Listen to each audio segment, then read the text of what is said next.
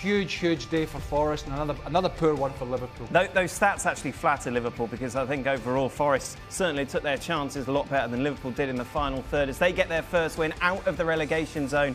Then for Sean Dyche's side, just taking a look then, Liverpool are 11th in the table, sitting on 18 points. Everton, for example, with a win tomorrow against United, will go level on points with Arne Slot's side. We have got quite the former Liverpool contingent with us. Don Hutchinson joins us from Spain. Steve McManaman is here. Have a night off, Marker. You're on your holidays. Craig Burley scored an own goal at Anfield as well. But first, let's start off. Scored at the Cop End. Yeah, I know. Yeah, and an own goal. Stevie, what the heck was that? Well, amongst all the problems they have, there is one place that they undoubtedly have to start and fix, and that is the back four. Because you see what Liverpool did in the first 30 minutes. Forest never got out, and then they get out once, end up scoring controversial goals, some would say, all right, I would say. But from that point, Liverpool's mentality just crumbled. 2 minutes later, Jesus had another one. That should have been a goal. And then from there, it could have been 4 or 5 by the end of the game. And so you cannot lose 3 goals at home and beat anybody. Listen, 2 weeks ago, Forest were relegation fodder. Yeah. And they've just beaten Liverpool at Anfield. Does that say more about Forest, or does that say more about Liverpool? But in terms of Liverpool, he has to get them on a training field and start doing drills. But Stevie, boring drills. This isn't new. They keep losing games, and he's doing nothing. Do you know what he said about after the game? He said after the game, well, I'd be more worried if we were not creating chances. Well, they only created some chances in the first 20 minutes. Yeah. Didn't really create a lot after that. I could have played up front. Covering. The amount of touches he's had. Igor Jesus did the bit. Huh? All he's doing is trying to cover. He's trying to cover for some of his players. The fact that they did, for half an hour, create some chances. They could have been ahead, but they weren't. But at the end of the day, that's not what matters. What matters is you actually have to score goals. Yeah. And when you can't, you have to keep a tight ship at the back. And if you do that, there will be days where you struggle going forward, but you win 1-0. That's what good teams do. But right now, they can't keep a clean sheet. And if you're a forward, if you're in the midfield, you know, I was talking yesterday about Barcelona's midfield, how important the outcome of games is because of what the midfield do, because the back four are so high, so vulnerable. Well, it's kind of the same thing with Liverpool. The middle three, if they don't protect the back four, then we've seen all season what's going to happen. Unless and he can't really make personnel changes, so he has to get on the field and he has to drill them and bowl them to death until they get it right. Because that's the only way to do it. They've had one good week recently. That was Real Madrid, Aston Villa, yeah, and Real Madrid, right? And then off the back of that, they got walloped by Man City, and they've just been walloped by Nottingham Forest. Could have been 4, might even have been 5 by Forest. That tells you that little 4 or 5 day window that they had was just a blip. It was an anomaly. He hasn't got the answers. Yeah. He can't find the answers. He was asked multiple questions after the game, which I know he's not going to come out and spill the beans. But he's you know, who's his best striker? Is it Isak? Is it just fitness with Isak? Or is it Ekitike, who's been the liveliest player for the most part, who's on the bench again? You know, who's the best? You know, even Van Dijk, if you watch Van Dijk at times during this game, he's walking around the second half shaking his head. He's part of the blame. It's not everybody else. He's part of it. You watch him for Holland against Poland in Warsaw a week or so ago. He wasn't great then either. So, you know, when you're, that's before we get to Mo Salah, who's not had a great start to the season, obviously. So when your star players are struggling, Konate, Van Dijk, and others, then how do you expect the less experienced ones, like Kerkez and others, and obviously Szoboszlai's playing right back. So, but even at that, I'm surprised by today's performance. Yeah. I thought they'd be, even though they've been struggling, I still thought there'd been more about Liverpool. It's almost akin to what we saw, not from a footballing perspective, but when we saw Eric Ten Hag's Man United lose a goal. Do you remember? They used to just crumble. And they're not quite there, Liverpool, but they're on the ropes. Macca, there's obviously a shopping list of problems that Liverpool have at the moment. If I'm a fan, though, 40 seconds into the second half, you've got away with 1-0 going into the break. You think then's the time to come out against this Forest side, who aren't very good. Yet, it's the visitors who go 2-0 up, and everyone watching knew it was dead by then. Yes, mate. Right. Firstly, it's nice to see you back, mate.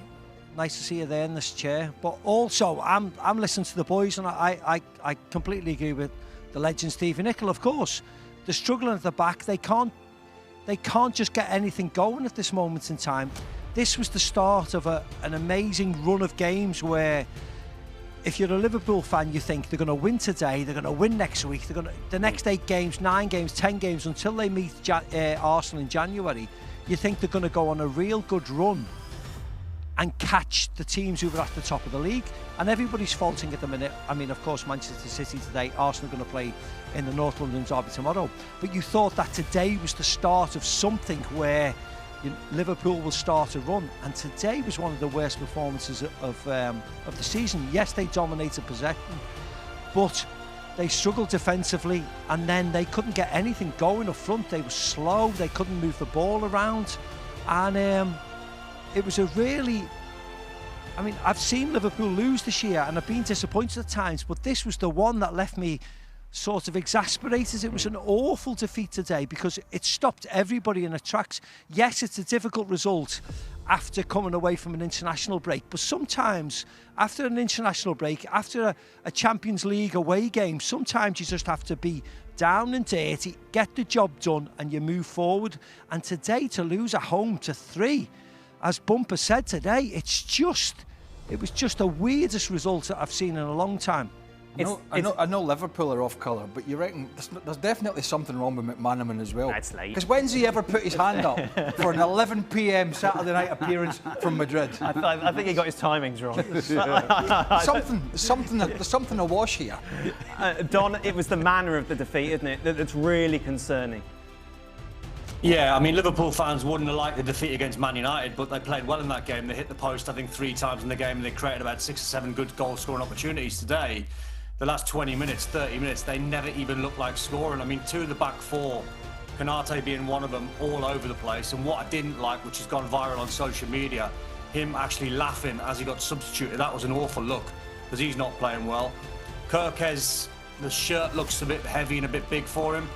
Robbo came on. I know, as Craig said, he's had a heavy week, but that was a really naive rookie error, showing Amari Hutchinson inside onto his left foot. Robbo's got to have more about him to send him on the outside. The second goal was weak from McAllister. Gakpo didn't track his man. The goals are conceding because, you know, watching the game today, Dan, if you paused that game on 30 minutes and you said Liverpool would lose 3-0 from 30 minutes, it was impossible. Because they played really well, Liverpool. They played quite well. And all of a sudden, like the guys are saying, as soon as they lose, and there's too many red flags, they're conceding goals from set plays, far too many, and they keep going behind. 6 defeats and 7 for champions. There's loads of red flags there to put Arne Slot under a little bit of pressure, or a lot of pressure.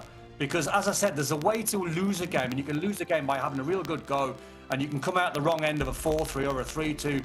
Today, like Macca said, I think you're just sitting there thinking, how on earth has the team that's second bottom of the league gone to Anfield and won 3-0? It's incredible. You know, there's one guy who I think has escaped criticism so far. Who? Gravenberg.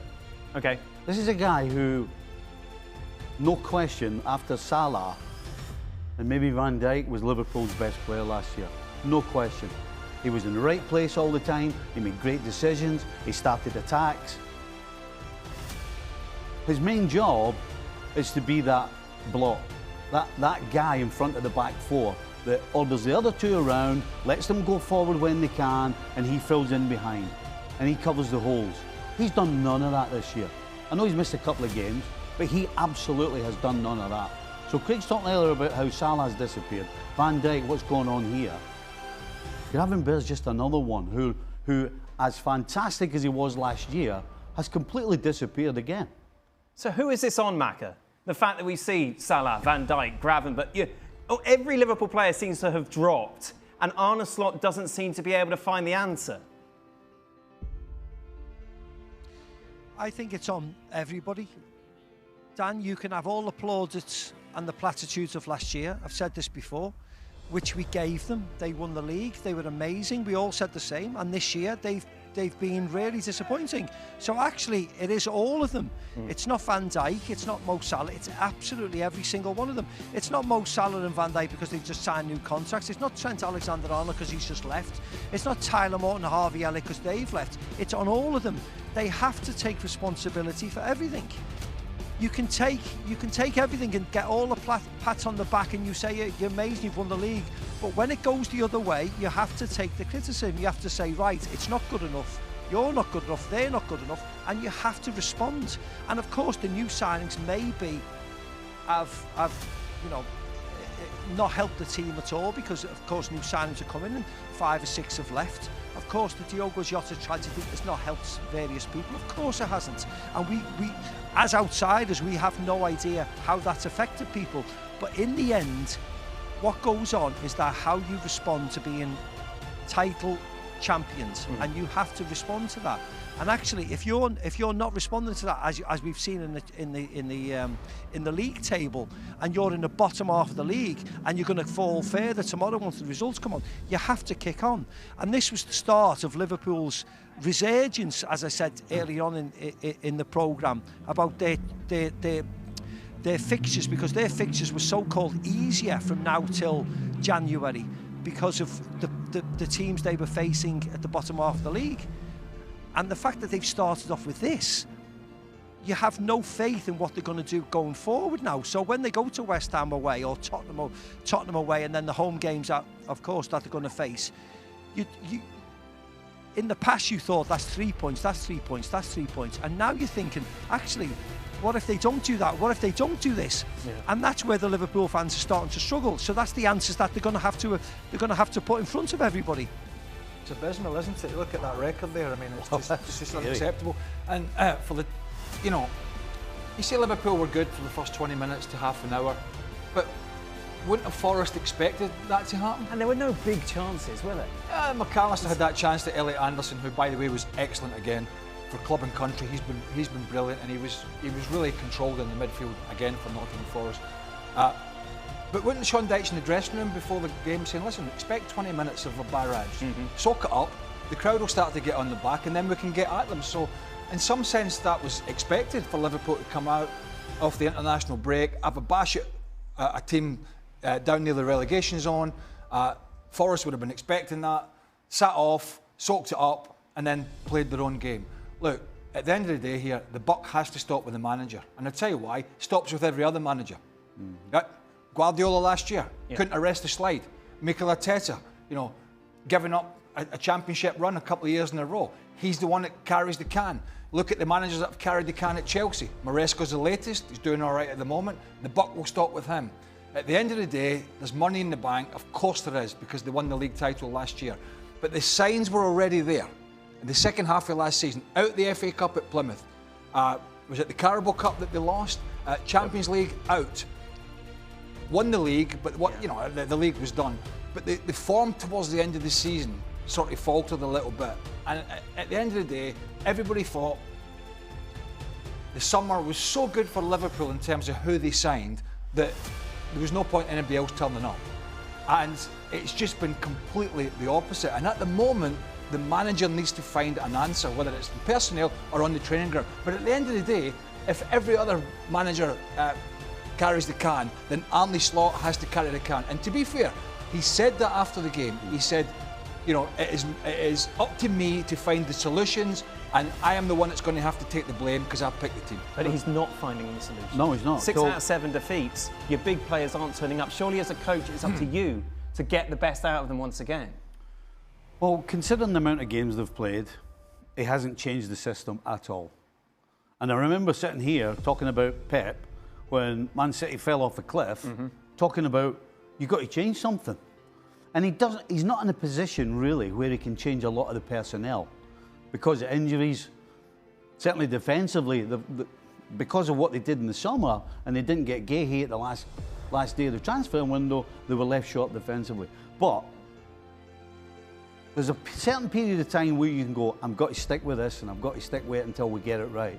But there comes a time when you go, right, it's not, will it ever be right? And so I think he's going to have to get to the stage now where he goes, do I change the shape? because the shape he's playing with now, from a defensive point of view, forget attacking. And I know I started by saying that because at the end of the day, you have to start from a solid base and give nothing away, and then you can build. And to do that, he's going to have to flood the middle of the park. He's going to have to make it difficult for the opposition. And if that means you don't go with this supposed what they're attempting to play swashbuckling football, then that's what you've got to do. Dan, I don't know what everybody thinks. I just hate VAR. I think it's got to a term where in the first couple of years, I was sort of getting to grips with it. I just think it now takes all the enjoyment out of it. I really do. As Craig rightly said, 2 wrongs don't make a right. Regardless of whether Liverpool should have got a goal against with the Van Dijk goal last week, I thought the Murillo goal should have stood. I thought the handball goal that was disallowed should have stood. So I'm just fed up with it all, I must admit. But you're right. I don't think these decisions talk about how Liverpool plays, and if Liverpool go 1 behind to an unfortunate goal, they should be able to respond in the next 75 minutes at Anfield to countergate that. But the fact that we talk about moments nowadays instead of talking about how teams are playing, that's the bigger thing. And actually, we're now talking about moments all the time about, and they're now becoming excuses instead of how teams should just carry on and get. And, you know, we've all when we played, all the boys on the panel, we always come against the goal where it was unlucky and we thought it wasn't a goal. But what you have to do, you have to respond, and you have to think, right, you know what, we're going to prove them wrong and try and win the game. And that's what Liverpool should have done today.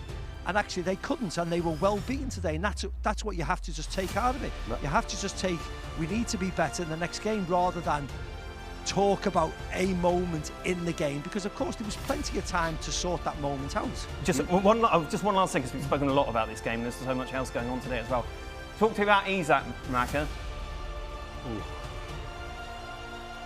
Yes, I mean he's not the player that Liverpool thought they were buying. Of course, Dan. He's not fit enough. Of course he's not. But we're only still in November, and I get the fact that we talk about Isak because of his price tag. We talk about Wirtz because of his price tag, and they need to improve and they need to be better. I don't think anybody thinks that their quality is not there, but they just need to gel into the team. They need to get fit and they need to be better. And I've got no problem that they will be better. And I'm not sitting here now or standing here now talking about that they won't be, because I've played in teams where I've seen, you know, when I was at Real Madrid, we bought Zinedine Zidane, Dan, and he was the best player in the world, officially the best player in the world. And when he joined our team, we won the league the year before, and he struggled. Initially, he struggled for the first 3, 4, 5 months. You know, you were there. You know how much he struggled. And eventually, we won the Champions League, and maybe that's what will happen with Liverpool. Maybe they will become a cup team in their first year. But I've seen better players struggle than the players we are talking about. So I've got no problem, because I've seen it and I've lived it. But I also know the results, and I know that they will get there in the end. It's just that it's taken a lot. It's taken a lot longer than Liverpool fans want to see. And also, the fact that Liverpool are in the bottom half of the table, it's adding more pressure to whatever happens on the team. But I know that a lot of the time it takes people a lot longer sometimes to adapt than other people. Maka says that Isak will be Zinedine Zidane in the second half of the season. Can you buy that? That's what I thought. No, one never.